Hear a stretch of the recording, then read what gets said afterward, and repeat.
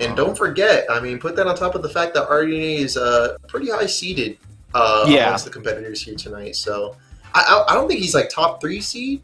I think I have it open here.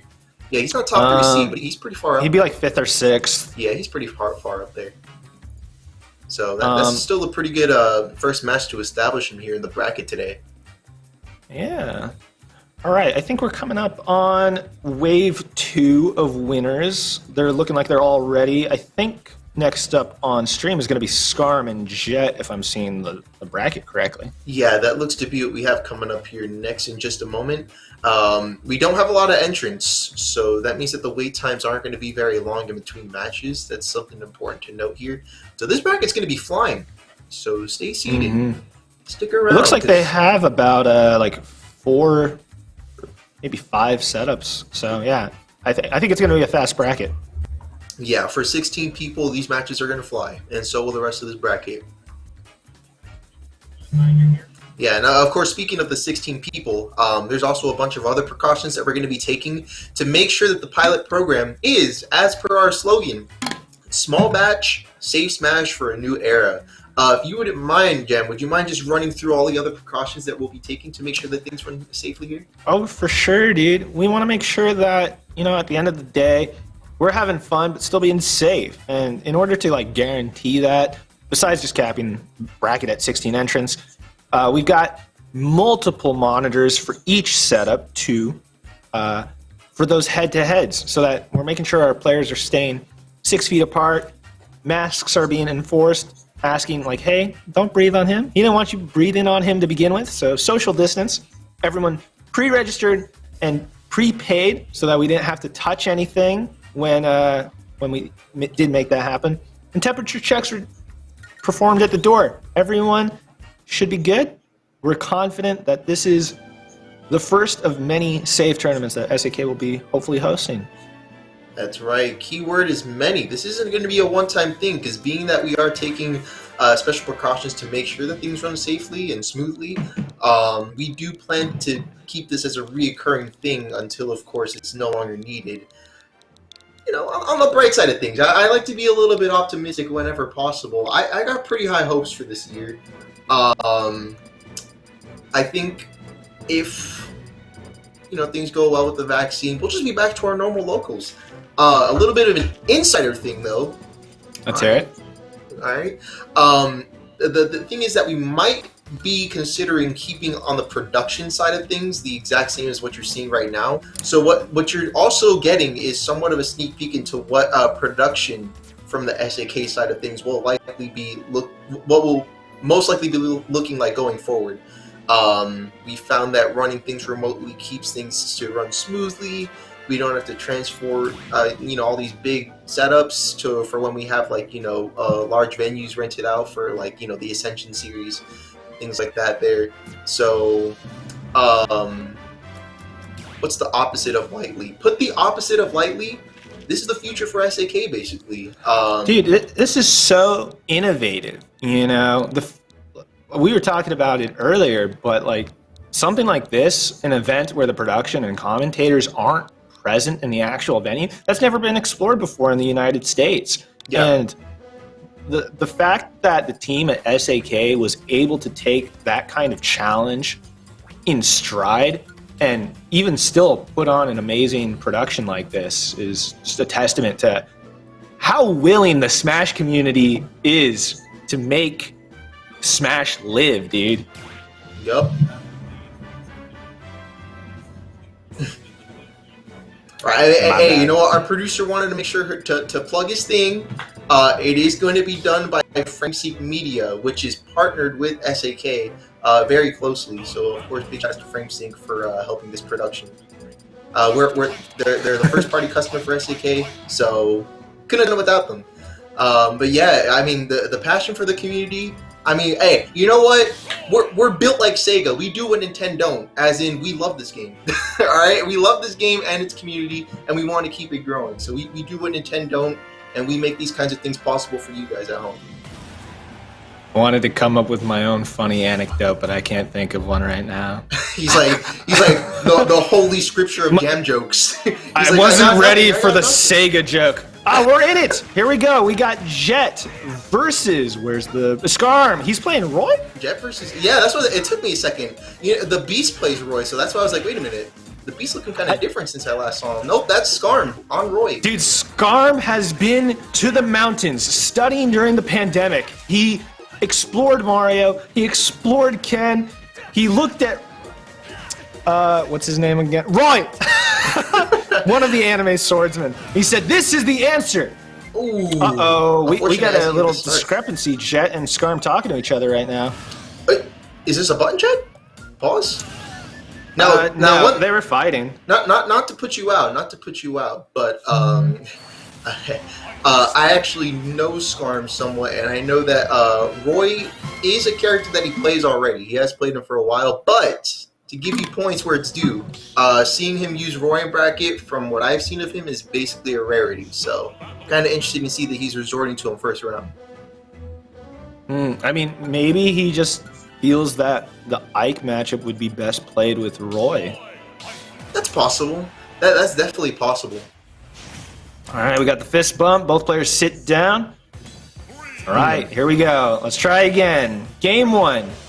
Yeah, no, I definitely think you're right, round though. 2. I definitely think you're right, though, because I feel like Mario, while Mario could probably win, it'd be a little bit difficult, and Ken is up against a Swordy, so I think Roy, in your words, is the move here, I think. What? Ooh, Jet. Oh. Air dodging to his death, not far enough to touch the ledge. Man, what a turnaround there. I mean, I can't believe, yeah, so soon. And I mean, was the other game like a button He check? lost his double jump. There we go. Man, these stocks are flying right now. These stocks are absolutely flying off the shelves right now. I mean, like, I don't even think either of them got to 50%, and now they're both here at 2 stocks. Both of them air dodging to the ledge, trying to get back quickly to center stage and take control. Yeah, because it seems like being off the ledge for more than 2 seconds in this match is basically a death sentence. You know what I mean? Because, like, yeah, these... All right, we have a pretty adequate percent on both characters right now. We have Skarm getting back onto the stage, getting caught up in the near up air. They're both playing very fast. I would expect perhaps Ike would play a little bit slower, a little bit more just kind of trying to control center stage.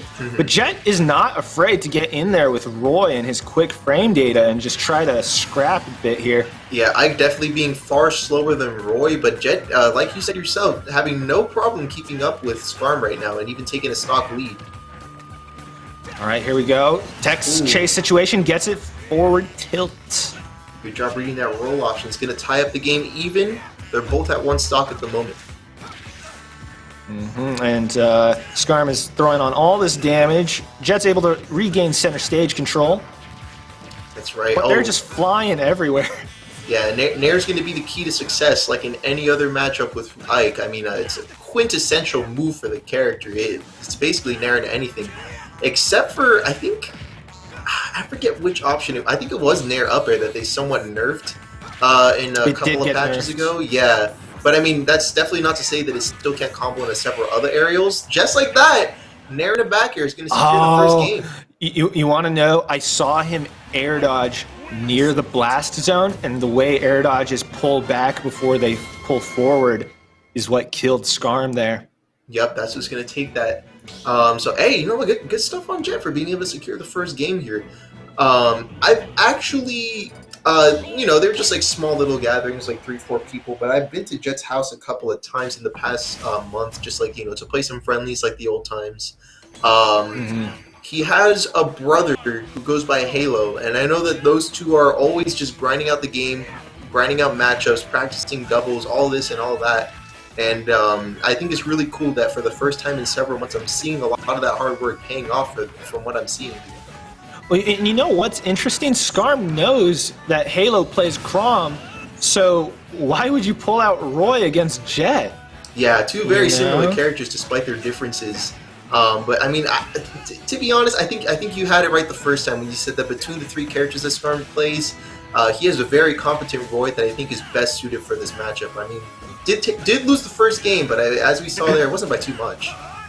Well, okay, so I think Roy's game plan is very similar to Captain Falcon's. Both characters want to constantly be berating your opponent with quick options that force your opponent to make a decision.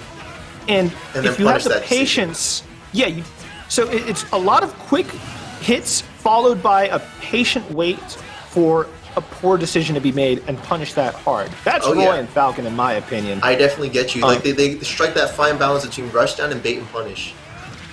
It's what I'm seeing from Skarm right now is that he's not berating Jet enough and giving him too many opportunities to make decisions. Right. And he keeps getting hit by wild hits by Ike. Yeah. You know? No, I definitely see that. Like, he's trying to play a rush down, but there are too many slips in too many cracks to where it gives Jet that stage control that a character like Ike definitely requires in order to win. Nice confirm. We got a tied game. Yeah, we got a tied game again here. Let's see if Skarm can turn things around as opposed to the previous one. Which, you know what? Again, I've seen his Roy. I'm pretty confident in his ability to do so, but I've also seen Jet's Ike and has very consistent gameplay and by that extent very consistent results as well. All right, but look at this. Like Skarm is putting on the damage. The counter. Very good. Can he give it back? He tries his own counter. Yeah, if he had not kept that double jump, that actually, I would have put money on that being the game there. I don't think it would have put him up high enough to where he could side beat a ledge if he had not had that double jump there. Skarm is searching. He's doing the bait and punish right now. He's trying to find the one option. Jabbing a four here. That's going to tie up the set. All right. Both games were played on Smashville, right? Yep, that's right.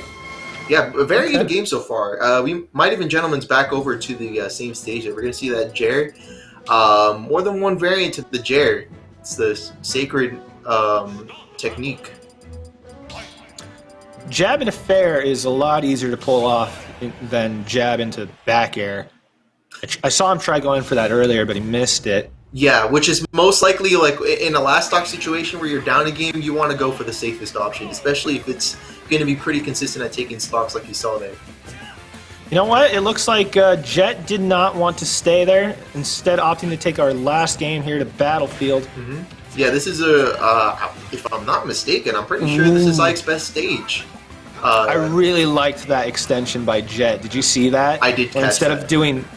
He didn't do two up airs, but he did a nair up air, nair back air. It was a really nice extension. Mm-hmm. And I mean, especially if they're moves that you're going to be using very frequently, you want to try swapping between those different options to avoid those moves from getting too stale to where they're not as effective anymore. This is hot. I like looking at that. I don't see an Ike combo like that very often. Yeah, this is good stuff that we're seeing here. I mean, yeah, close games across the board so far. I mean, I'm just seeing like close games on close games, and these are the types of sets that I like to watch. I mean, you know, it's always cool to see a top seed player just doing their thing, you know. But it's sets like these that are they keep you. I mean, first of all, I know both of these people, so I really can't tell you who's gonna win because they're both actually like really good at what they be doing, you know. Yeah.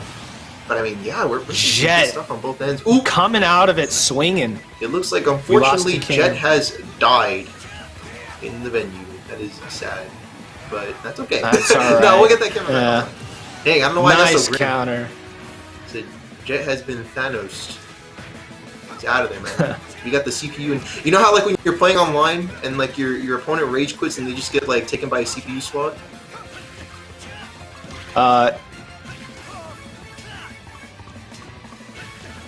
Yeah, we unfortunately lost both player cams, but yeah, that's all right. These little things happen, and of course the game is still going on, so we can't. Yeah, we don't. That's all right. Yeah, the game don't gotta be put on hold though, because we still got this going on here. Jet taking this lead. Skarm is on his last stock here. Could be sent to loser's bracket. Can Jet pull it out? Is he going to pull out all of his energy to win? That's what I'm hoping for. Because I mean, you know, it's hard for me to choose who to root for. I'm going to be honest, because they're both really good and they're both really cool people too. And we got a good Jared there that's going to tie up the stocks. Last stock, last game. Here we go. This has Jet's been got even across advantage. the board. Yeah, pretty much, yeah. Oh, nice counter. That's We've gonna been seeing a tie. lot of counters. Yeah, we've been seeing a lot of counters that have been paying off. Because I mean, like, you know, ooh, okay, yeah, you are still. You don't go into free fall if you land the side B. That's something that is important to distinguish there. That was really smart. Like, Jet was already aware that Skarm was going to try to counter, so that's why he did the air dodge. Yeah, that was pretty all or nothing there when you really look back on it. Let's see how the rest of this progresses. Oh, and we Is got that a it? good up smash. Skarm pulling out the bravery, bringing back a stock deficit to win the set. Really, it's good gameplay from both players. Yeah, those are some pretty bold moves on both ends. I mean, like that up smash, very committal in such a last stock situation against a character that can hit like a truck if you let him. And then on the other hand, we got Ike being played by Jet, who, I mean, you both saw it and we both caught it. That side B was an all or nothing maneuver right there. I mean, if you don't land that side B and you're that low on the stage, you are not pressing another button for the rest of that stock. You know what I mean? So, like, yeah, really, like, the fact that the game even got that close really kind of just depended on exactly that, whether or not he could land that side B there.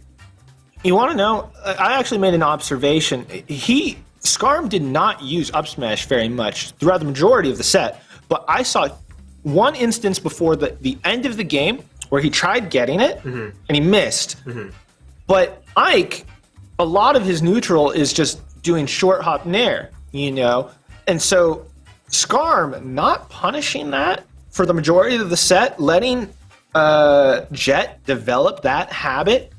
At the very end of the set, when it mattered, he just walks up next to Jet and up smashes because he's jumping. Yep. What are you doing up there? I'll hit you. You know. Yep. And I know I think that's I know it's conditioning. not Skarm's degree, but I know he's been in school. I mean, I was told that he was in school for nursing, but apparently from what I saw there, he might have been taking some classes on programming because my man, he literally programmed this man to use that move when it mattered the most. Like, you know what I mean? Like, it's definitely like you said, like he just like kind of just put it in him that he's like, hey, did you know that you can use this move for free and not get punished? And then like last stock, when it really counted, he like Psych! he just scammed him, bro. He scammed him right out of there. He's like, yeah, remember when I said that? I never said it. I lied to you. I would love to watch that setback. Honestly, that was a good. fun set to watch and commentate. That was good. Yeah, that was some really good stuff across the board there. I mean, you know, like I mentioned before, it's like it's fun to see those top seed players just doing their thing, getting that bag, you know, securing it. But it's matches like those that like it gives you a lot to talk about. And I thought Skarm was behind. Like, I don't think the first game he was all together, you know? Oh no, he somewhat was. Sometimes, you know, it really just takes like a match or two to really get that download that you need in order to take the set. So yeah, that most likely was true.